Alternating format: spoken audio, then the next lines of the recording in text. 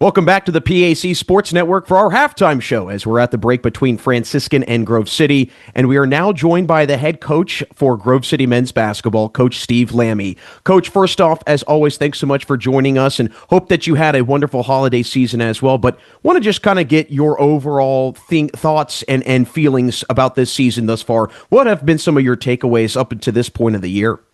Yeah, we're 11 games in right now. So, positives and negatives. Right now, the positives are that we're playing great team basketball. We are sharing the ball. Our defense has been stout, and that's been our calling card. So, the things that we really emphasize a lot, which is field goal percentage defense and rebounding.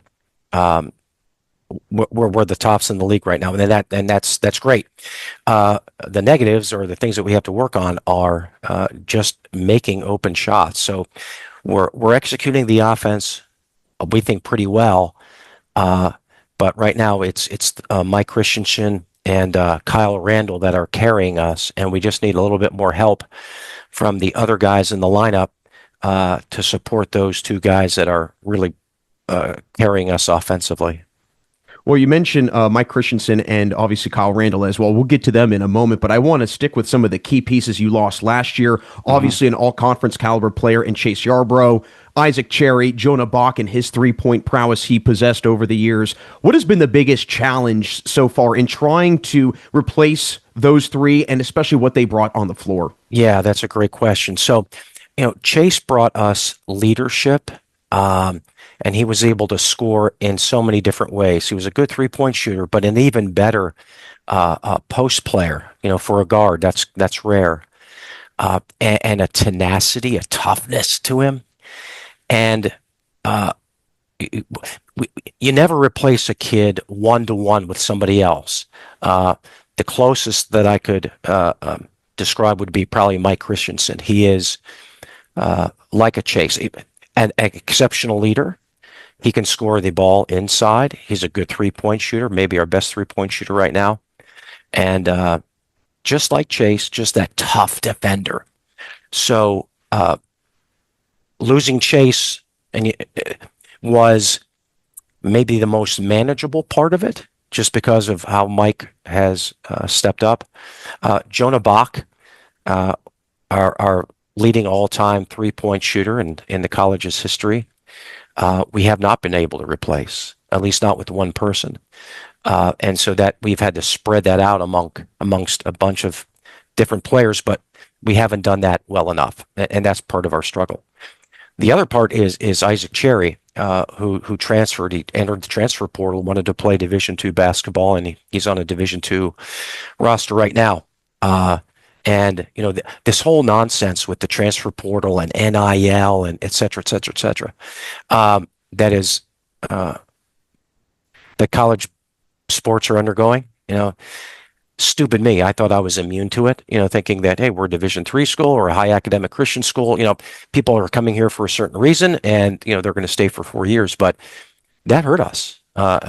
It hurt our inside scoring ability, our inside defensive, our rebounding.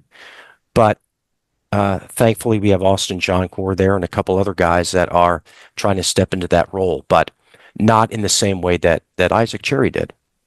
Well, I want to circle back to Mike Christensen because, like you said, he continues to be the dominant force offensively for your Mhm. group. How have you seen him, though? And you mentioned how good of a leader he is, but how have you seen him maybe take that leadership to a whole nother level with, again, him being that main target this season? Yeah.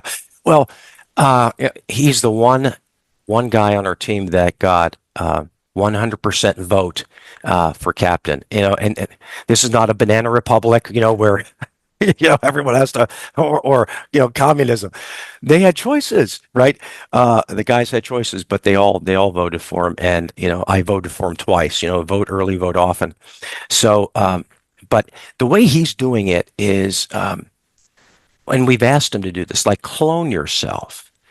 Uh, Take other guys in the gym and show them your work ethic, show them what it takes to be a really good college basketball player. Because when Mike came here, he was he was a good college or high school player, a good high school player. I wouldn't say great in any way, shape, or form, but he made himself a great college player just because of his work ethic. And I think Chase Yarborough cloned himself with Mike Christensen, and we've asked Mike to do that with a bunch of guys, and it's showing. So his legacy will be the next couple years because of what he's invested in the younger players.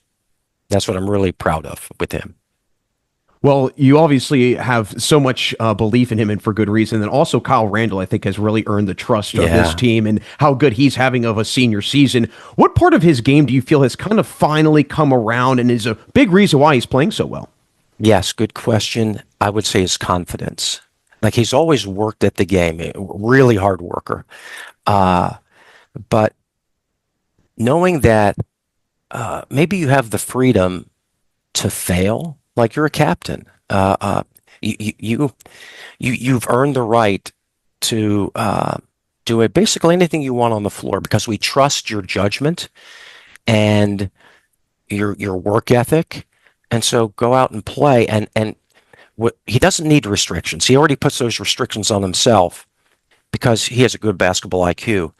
But just playing with confidence and with a freedom that he maybe didn't have his first 3 years or 2.5 years, I would say. And then you go to Austin Johncore, and you Mm-hmm.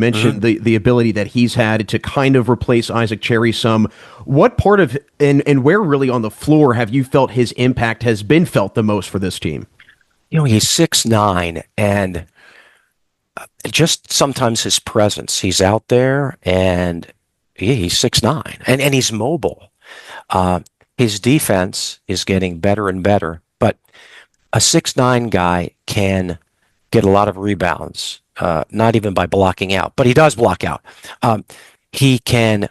He's a great deterrent inside, just because there's a guy lurking on the backside who's 6'9".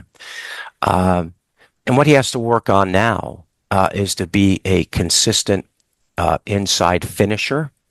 So he's getting good looks because he's fundamental, but sometimes he has to make more of those bunnies, I would say. Now he's shooting over 50%, which is our kind of standard inside, but he'll get there because he works hard at it.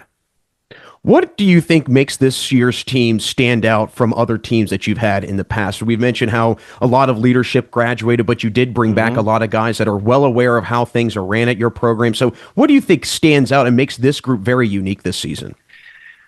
Uh, and I would get this from the players because sometimes as coaches we have a pulse of what's going on, but this team seems to be, according to them, especially close and off the floor, and they do a lot of things together. That helps support what is going on the floor, but it also helps support when there is a struggle, like if we're not winning some games or we're losing close games.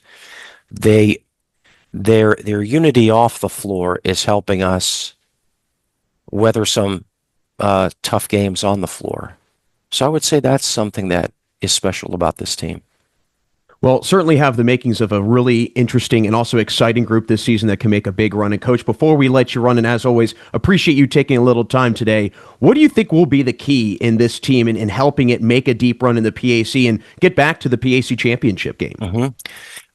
Not taking our defense for granted because it has to be good. It has to be. And I think they know that, but it's that constant reminder. But then the next step is for the guys that are scoring 1 point a game to go to three. The guy who's going from 4 points a game go to six. We're not asking guys to be double digit scores if they're only scoring 2 points a game, but can they make those open shots which the offense is manufacturing for them? And that's across the board, not just one guy, but maybe a half a dozen doing that. And we're getting the reps and we're getting game speed reps. So it's just having that belief that they can do it, and then actually doing it on the floor when we're keeping score, right? Well, certainly very excited for this one, Coach, and obviously very excited to see how the rest of the season plays out for you and the Wolverines. Thanks so much for stopping by, and good luck the rest of the way. Thanks, Jack. That's Grove City Hen men's basketball coach Steve Lamie. Stick with us. We have second half action between the Barons and Wolverines next on the PAC Sports Network.